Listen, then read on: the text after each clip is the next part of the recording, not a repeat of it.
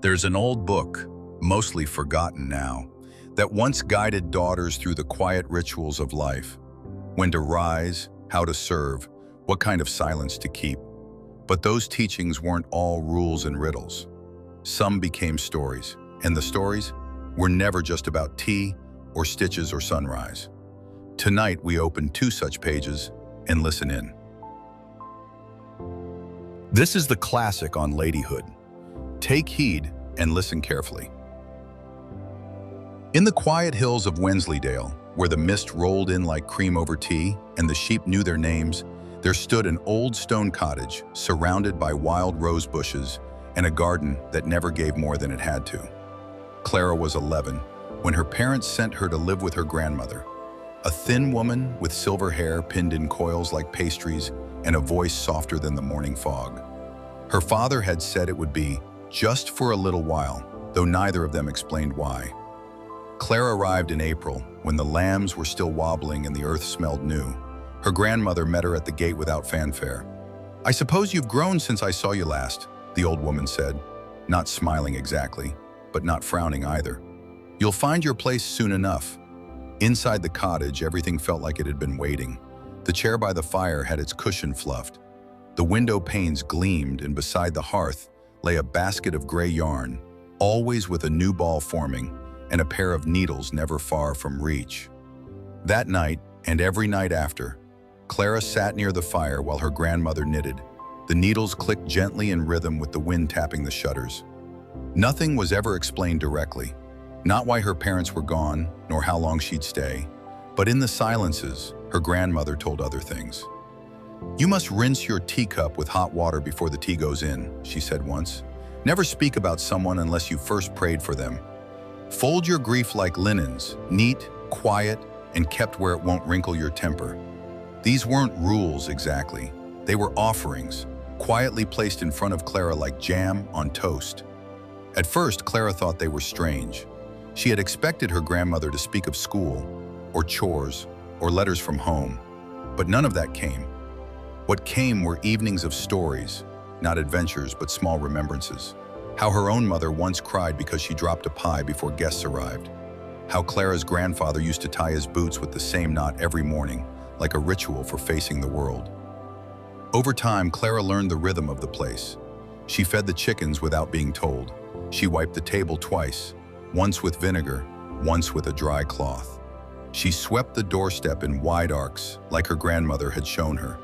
And in that stillness, something grew, not knowledge, but knowing.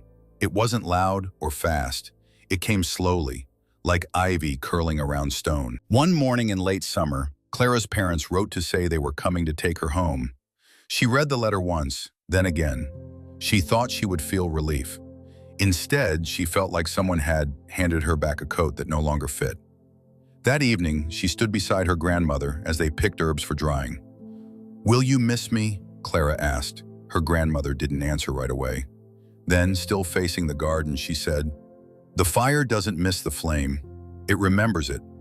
That night, the knitting resumed. Clara sat close, and for the first time she saw the pattern.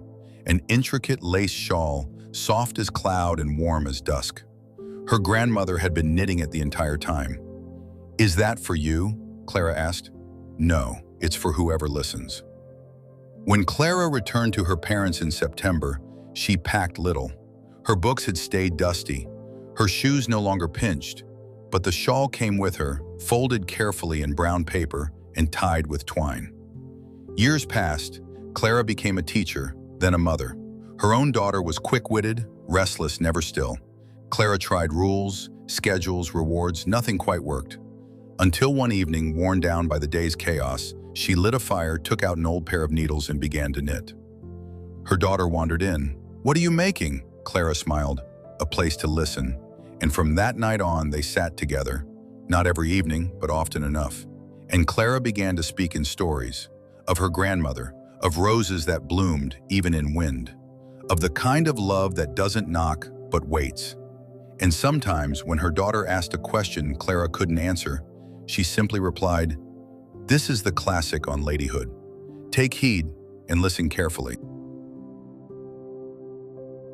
Get up early in the morning and depart from your virgin's chamber. Cook the soup of tea to serve your parents in honor. Before dawn, the mist still hugged the cobblestones of Faroe Glen, like a shawl too heavy to lift, and the crows on the church steeple had not yet begun their quarrels. In a narrow cottage nestled near the market road, 16-year-old Elsie Tamsen tied her apron before the first robin sang. She had never been the first to wake, not until that spring. Her mother had fallen ill 3 weeks earlier, and her father, a mill worker with rough hands and quiet eyes, had taken to speaking in a voice more hushed than usual. It was Elsie's younger brother Jamie who had asked plainly at supper one night, "If Mom's resting, who'll make the morning tea?" No one had answered. The question had fallen like a seed into the table's wooden grain, and the next morning Elsie woke before light. She didn't do it out of duty, at least, not at first. She did it because the house felt paused, like a song waiting for its next note. And perhaps because she dreamt of her mother standing in the doorway of the kitchen, smiling without saying a word. So she rose. The first time she burned the leaves. The second time she scalded her hand. But by the third morning, she'd found her rhythm. Warming the pot, measuring the leaves, pouring gently so the aroma rose like a kind of blessing. Each morning became a quiet ritual. Heat, steep, serve. She would carry the tea to her father, already dressed for work, and then to her mother, propped gently with pillows. Jamie still slept, Elsie like that, being the only soul awake, like she was tending to something older than the family itself. As days passed, Elsie added more to her mornings. Oatmeal stirred with honey, fresh bread wrapped in cloth, a damp cloth placed gently on her mother's forehead before the light turned gold outside. It was never asked of her. It simply became hers. One day her aunt came to visit, a sharp woman with expensive gloves and opinions about everything. She sniffed the bread, sipped the tea, and said, "When did Elsie turn into a little housekeeper?" Her father had smiled then, only slightly, and replied, "When no one else could." That night, as the fire died low, her mother called Elsie to her side. Her voice was thin as paper, but kind. "You don't need to keep doing all this," she whispered, but Elsie only tucked the blankets tighter and said, "I know, that's why I do." In the weeks that followed, her mother began to sit up more often. She taught Elsie how to tell if the tea was too bitter just by its color, how to stretch a meal when guests came unexpected, how to hold silence without letting it become awkward. Then came a morning when Elsie's mother was the one at the stove, not strong, but steady, and she poured the tea for her daughter, who sat surprised, hands still red from the morning's chores. They sipped together in silence. Outside, the mist began to lift. Years later, when Elsie had a home of her own and 2 daughters with the same thick curls she once brushed from her mother's brow, she still rose before the sun. Not always because she had to, but because she remembered what it meant. A girl's love, she had learned, wasn't always spoken. Sometimes it was steeped in tea.